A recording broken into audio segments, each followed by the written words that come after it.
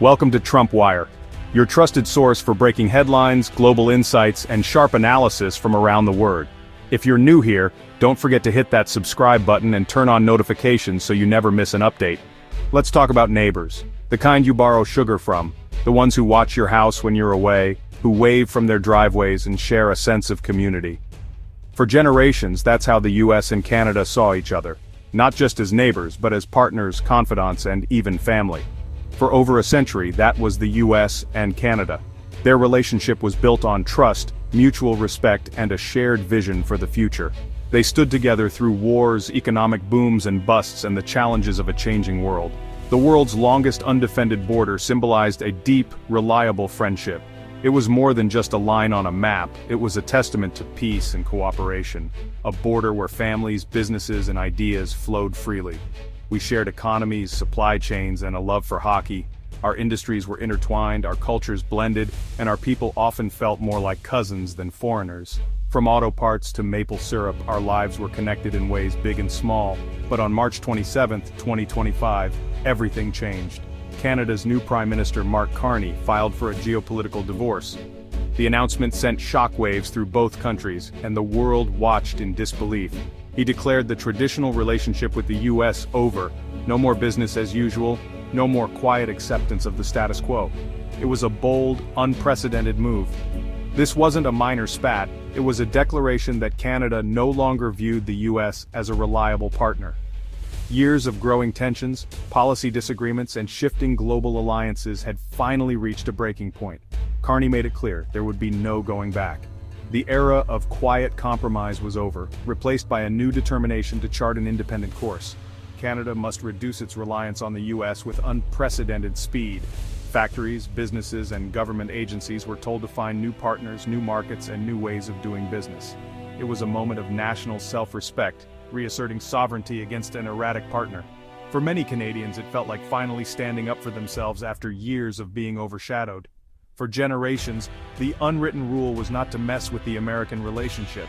It was the foundation of Canadian foreign policy, a safety net in an unpredictable world. But Carney ripped that rule out, announcing a new path. He called for innovation, resilience, and a bold reimagining of Canada's place in the world. The era of Canada as the quiet, polite neighbor had ended.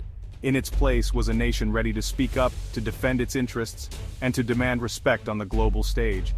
The world watched as Canada decided it had enough. Allies and rivals alike scrambled to understand what this meant for the balance of power in North America. The nice guy upstairs was finally speaking up, no longer content to be just a friendly neighbor, but determined to be heard, respected, and truly independent. What could possibly push Canada, a nation known for its measured diplomacy and economic stability, to such a drastic and unprecedented move? The answer lies in a series of escalating events that shook the very foundation of the relationship between Canada and its closest neighbor.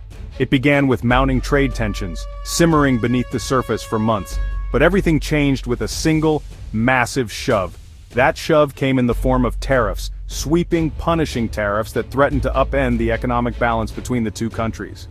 On March 26, 2025, President Trump took to the podium and announced a staggering 25% tariff on Canadian cars and auto parts.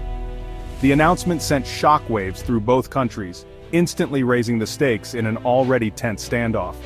This was more than just a policy decision. It was a direct hit to Ontario's manufacturing base, the heart of Canada's auto industry.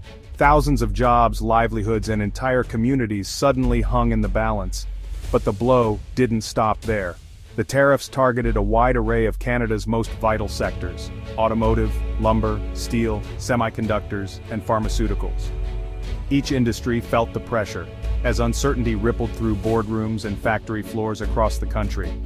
President Trump had identified Canada's economic pressure points with surgical precision, and he squeezed relentlessly. The message was clear: no sector was safe, and no previous agreement was sacred. For Canada, these actions were more than just aggressive. They were a violation of the US-Mexico-Canada Agreement, a pact painstakingly negotiated to ensure fair trade and stability in North America. Prime Minister Carney didn't mince words. He labeled the move a direct attack on Canada's sovereignty and economic security, insisting this was no longer just business, it was personal. Inside the White House, advisors calculated that Canada would have no choice but to fold under the pressure. But this was a high-stakes gamble, one that risked unraveling decades of trust and cooperation. The tariffs were a strategic move, designed to weaken Canada's negotiating position and force concessions at the bargaining table. Every move was calculated, every response anticipated. In this new reality, past agreements and shared history seemed to count for little. What mattered now was the raw exercise of American will, reshaping the rules of engagement. The tariffs forced Canada to confront a terrifying question. What do you do when your biggest ally suddenly becomes your biggest threat? For Canadians, the answer would define the nation's future, and the world was watching. In this firestorm of political upheaval and uncertainty, Canada found itself at a crossroads. The world was changing rapidly, and the old ways of doing things no longer seemed to offer the security or prosperity they once did. Canadians were searching for a new sense of direction, a leader who could guide them through turbulent times and help redefine what it meant to be Canadian in a shifting global landscape. In the midst of this uncertainty stands Mark Carney, a global finance heavyweight whose reputation extends far beyond Canada's borders. Carney is known for his calm under pressure and his ability to navigate complex economic storms. Carney isn't a typical politician. He's a technocrat who has run not just one but two of the world's most influential central banks, the Bank of Canada and the Bank of England. His experience gives him a unique perspective on the interconnectedness of global economies. His rise to Prime Minister was nothing short of meteoric, coming just weeks before the crisis erupted. Many saw his appointment as a bold move, a signal that Canada was ready to embrace expertise and steady leadership in the face of chaos. Carney's entire career has been built on understanding global systems, managing risk, and making tough decisions under pressure. He's not just a figurehead, he's a strategist who sees the bigger picture. He watched as Trump's first term upended international norms, alliances, and trade agreements. Carney understood that Canada could no longer rely on old assumptions. The world order was shifting, and Canada needed a new path forward, one that was both bold and pragmatic. Enter the Carney Doctrine: independence, not isolation. It's a vision that calls for Canada to assert its sovereignty while remaining open to global cooperation and innovation. Canada must set its own course, build new alliances, and leverage its unique strengths, whether in natural resources, technology, or diplomacy. The goal is to become a nation that leads by example, not by following others. When tariffs hit and global markets trembled, Carney saw it not as a setback, but as an opportunity to pivot. He encouraged Canadian industries to innovate, diversify, and find new partners beyond traditional allies. His response was one of calculated defiance, refusing to be drawn into a shouting match or retaliatory spiral.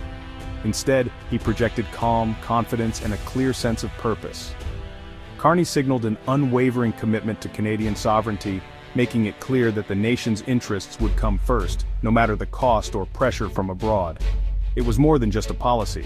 It was a mission statement for a new era of Canadian leadership, one defined by resilience, vision, and a renewed sense of national purpose. Declaring independence is one thing, making it reality is another. Carney knew Canada couldn't just cut ties with the US. A pivot away from America required new alliances. The first step was looking south to Mexico, facing similar hostility. Canada and Mexico coordinated their response, showing solidarity. They announced retaliatory tariff plans together, amplifying leverage. This Ottawa-Mexico City axis was a rapid geopolitical realignment. Carney's first international trip was to France and the UK, not Washington. The message: Canada's future lies with stable democracies. Carney sought to strengthen ties with reliable partners. The plan was to renegotiate Canada's security and trade relationships. Carney was positioning Canada as a key architect of a new world order. To understand Canada's break, look at the US in 2025. The second Trump administration supercharged political divisions. The federal government was at war with its own states. The feud with California over social issues highlighted internal strife. Governor Newsom threatened to withhold tax payments to Washington. This wasn't just theater, it was a clash over the American Union. Trump's federal overreach treated states like occupied territories. Allies like Canada saw the US as unreliable. America's domestic chaos created a power vacuum, giving Canada space to chart its own course. The conflict between Washington and states like California was a symptom of a deeper fracture. The idea of secession re-entered mainstream political vocabulary. People contemplated a future where the U.S. might not exist. Regional identities like New England and Cascadia gained traction. These regions considered forming new, cohesive nations. Competing visions for America fueled fragmentation. Trump's nationalism was challenged within his own party. The U.S. was no longer a single entity but warring tribes. For Canada, this internal collapse was alarming. The growing cracks made Canada's decision to step away prudent. The contrast between leaders Carney and Trump was dramatic. Carney, the cerebral banker, valued data and strategy. He approached crises with calm precision, projecting stability. Trump thrived on chaos, making impulsive, confrontational decisions. His style was zero-sum, seeking dominance at stability's cost.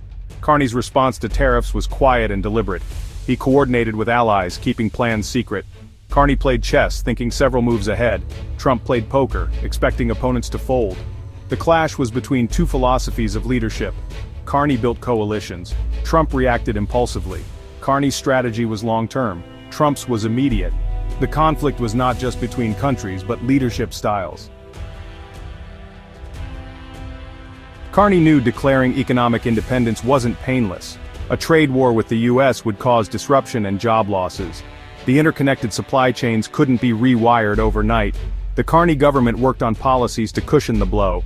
Financial support and retraining programs were planned. The goal: provide a safety net for those affected. Carney framed economic hardship as the price of freedom. Capitulating to Trump meant becoming a vassal state. The choice was between short-term pain for long-term sovereignty. It was a political gamble, betting on national pride. Carney asked Canadians to invest in a new identity. The risk was significant, but the potential return greater. March 2025 marked a permanent redrawing of the North American map. The US-dominated economic bloc was fracturing. A new, complex geopolitical landscape was emerging. Canada was diversifying its economy and alliances.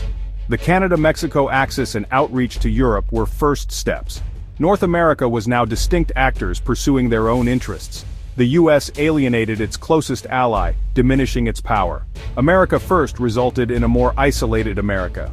As of September 18, 2025, a new Canadian identity was born.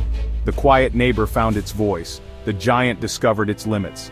The old North American order was over. A new one was taking shape, defined by assertive nations.